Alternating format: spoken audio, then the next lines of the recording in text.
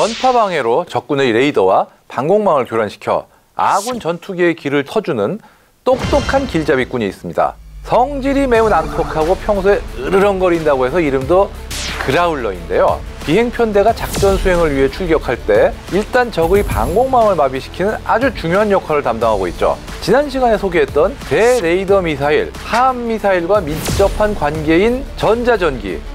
잠깐.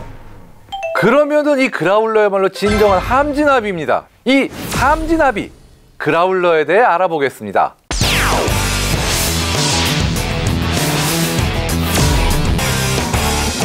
전자전기는 적의 방공망과 지시통신망을 무력화해 공습에 무방비로 노출되게 만드는데요. 어쨌든 이 함진아비 아니 전자전기의 역할은 꽤 오래전부터 공격편대의 중요한 위치를 담당했습니다. 베트남 전쟁 당시 북베트남군의 방공망에 의한 미군기 피해가 속출하자 이를 제거하기 위해 만들어진 미공군 프로젝트 와일드 위즐, 즉 야생 쪽제비. 이 와일드 위즐이 그 시작인데요. 이제는 적방공망 제압이라고 하면 와일드 위즐이 거의 그 대명사가 되었죠. 최초의 와일드 위즐로 쓰인 F-100 슈퍼세이버의 뒤를 이어 F-4 팬텀, F-16 등 다양한 기체들이 개조되어 전자전기를 활약했고, 아예 미 해군엔 전문 전자전기인 EA6 프라울러가 있었는데, 사실은 지금 우리에게 이 그라울러라는 이름이 붙은 게 이 프라울러의 후계자다. 그래가지고 그라울러기도 합니다. 현재 가장 유명한 전자전기는 오늘의 주인공 FA-18 F 슈퍼호넷의 전문화 기종인 EA-18G 그라울러입니다. 미 해군 소속 항공모함용의 전자전기입니다. 함재 전자전기. 2009년 9월에 실전 배치된 그라울러는 F-22A 랩터와 치른 모의 공중전에서 랩터를 격추시켰습니다. 레이더와 미사일을 무력화하고 반격을 가했기 때문에 더 유명해진 건데요. 그라울러는 최근 퇴역한 C-130H 컴패스콜, F-16CJ와 함께 미국 3대 전자전 항공기 중에 하나입니다. 같은 전자전 항공기지만 역할이 조금 다른데요. 컴패스콜은 적의 장거리 지대공 레이더를 공격을 하는 전자전기고, F-16CJ는 함 미사일로 적 레이더를 공격하는 대레이더 미사일 탑재 플랫폼입니다. 근데 그라울러는 둘을 어떻게 보면 같이 한 그런 경우예요. 그러니까 적 레이더나 전자전 시스템에 대한 전자파 공격도 하고 동시에 함 미사일과 같은 대레이더 미사일 장착도 가능합니다. 즉 팔방미인 멀티롤 전자전기다, 이렇게 얘기할 수 있는 거죠. 그 그라울러의 전자전 능력이 타 전자전기나 스텔스 공격기가 비교해도 넘사벽이라고 하는데요. 그 이유가 뭘까요? F-16CJ나 F-35에도 자체 제밍포드 같은 걸 장착을 하고 있지만, 그라울러는 이 제밍포드 레벨이 달라요. 당장 탑재하는 제밍포드 자체가 AN/ALQ-99라는 굉장히 강력한 포드를 탑재하는데요. 보통 전자전기의 공격 장비라는 게 전투기나 적의 레이더 거리에 따라서 제밍 방법과 그 출력 세기 차이가 큽니다. 그라울러는 144km 안에 있는 거의 모든 적 레이더를 먹통으로 만들 수 있다고 하는데, 심지어 앞서 말씀드린 포드를 3개나 달 수 있어요. 이거 3개나 다는 건 아마 그라울러밖에 없을 거예요, 미군기 중에도.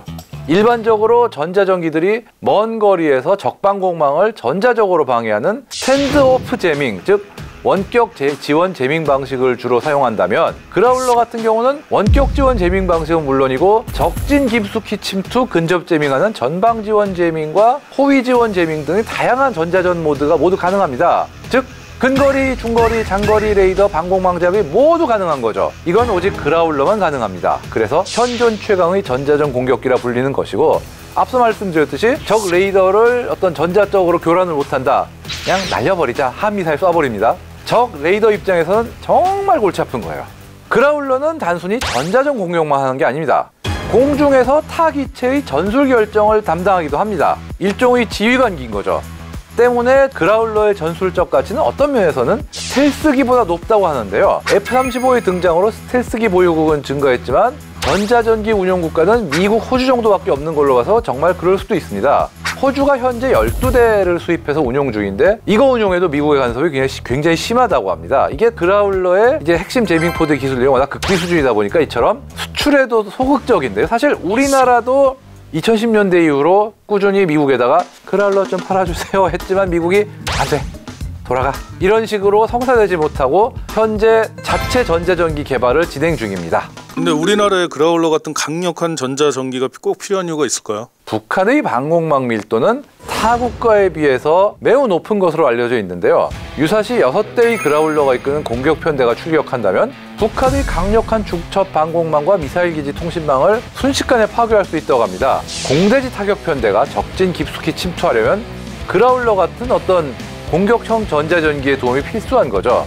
전자전 공격기 보유만으로도 나라의 전투력이 상승할 정도로 엄청난 전력 자산인 셈인데, 사실 스텔스기가 있다 쳐도 미국이 전자전기를 버리지 않는 걸 보면은 이게 얼마나 중요한 자산인지 짐작할 수 있습니다. 전자전기의 역할이 이렇게 크다면 자처의 개발에 나서는 나라도 많을 것 같은데요. 예, 중국 같은 경우도 대표적인 경우입니다. 2021년 9월 중국이 주력 전투기 중 하나인 J-16을 제조해서 만든 전자전기 J-16D를 공개했습니다. 3개의 전자전 포드를 달고 있는데 셋 다 다른 종류의 포드로 추측을 합니다. 아직 이들 포드의 사양에 대해서는 공개된 바가 없는데요. J-20 스텔스기와 실전 훈련을 하면서 시너지 효과가 날 것으로 기대되고 있다고 합니다.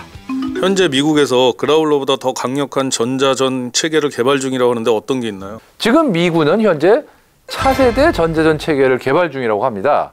NGJ라고 하는 넥스트 제너레이션 제머. NGJ는 기존의 포드들보다 더 먼 거리에서 더 강력한 전자교란 능력을 확보하고자 고대역, 중대역, 저대역 시스템으로 나눠서 개발하고 있다고 합니다. 최근 AN/ALQ-99 포드를 대체할 주력 중대역 시스템인 NGJ-MB가 지난 7월 미 해군에 납품되었는데요. 실전 투입에 앞서 최종 조율 작업을 진행 중이라고 합니다. NGJ-MB의 사거리는 기존 전자전 시스템의 2.5배인 무려 360km, 거의 서울 부산 거리인데, 이 거리 안에서 다종다양한 적 레이더를 동시에 교란할 수 있다고 합니다. 이 교란거리 안에 S-300, 부크나 판치시리 등 어떤 방공 시스템이 있어도 전자전기 한 대로 모두 잠재울 수 있다, 이렇게 장담을 합니다. 이처럼 보유만으로도 상당한 전쟁 억제력을 발휘할 전자전기의 위력, 막강한 전투력 상승 효과와 함께 적국 견제에 큰 역할을 할 것으로 보이는데요. 우리 군도 하루빨리 전자전 전문 기체를 확보하길 기대하겠습니다.